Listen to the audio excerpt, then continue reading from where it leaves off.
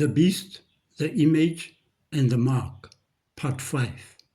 If any man worship the beast and his image, and receive his mark in his forehead or in his hand, the same shall drink of the wine of the wrath of God, which is poured out without mixture into the cup of his indignation.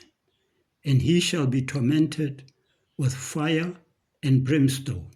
Revelation 14, verses 9 to 10. Characteristic number 4. This beast is made up of 3 different beasts: a leopard, bear, and lion. For more information on the identity of the 3 kingdoms whose features are incorporated by this beast, we go to the book of Daniel.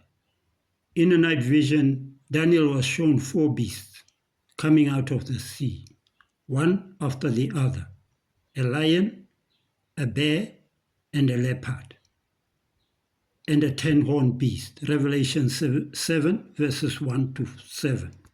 The meaning of this vision was explained to Daniel as being 4 kingdoms that shall rule the world. Daniel 7, verse 17.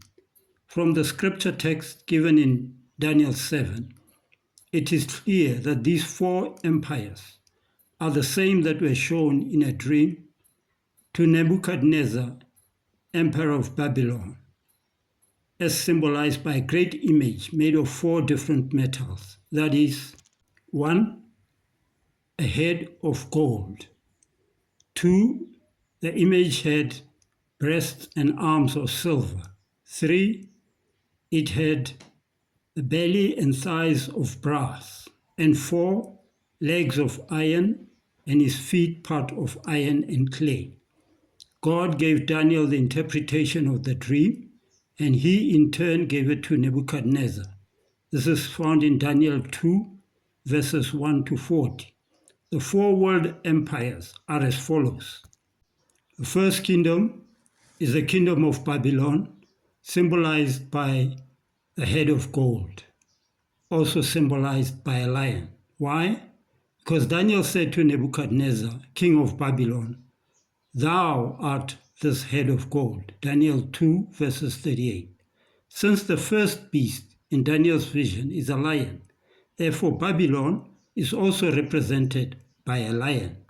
The second kingdom is Medo-Persia, symbolized by breasts and arms of silver, and also symbolized by a bear. Why?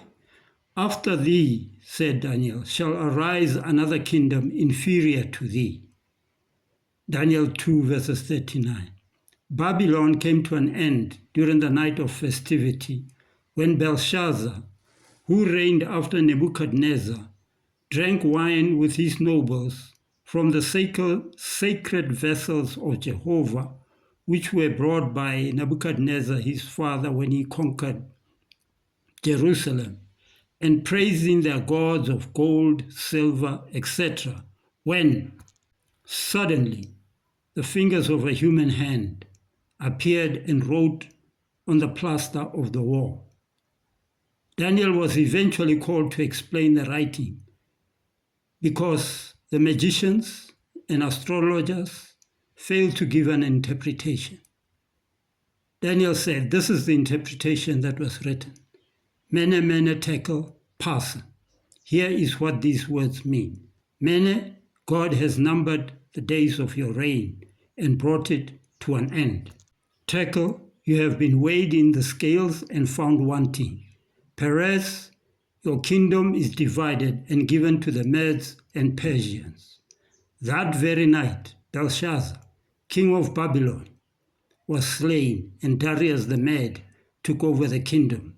Daniel 5, verses 25 to 31. Greece, symbolized by belly and thighs of brass, and also a leopard. Why?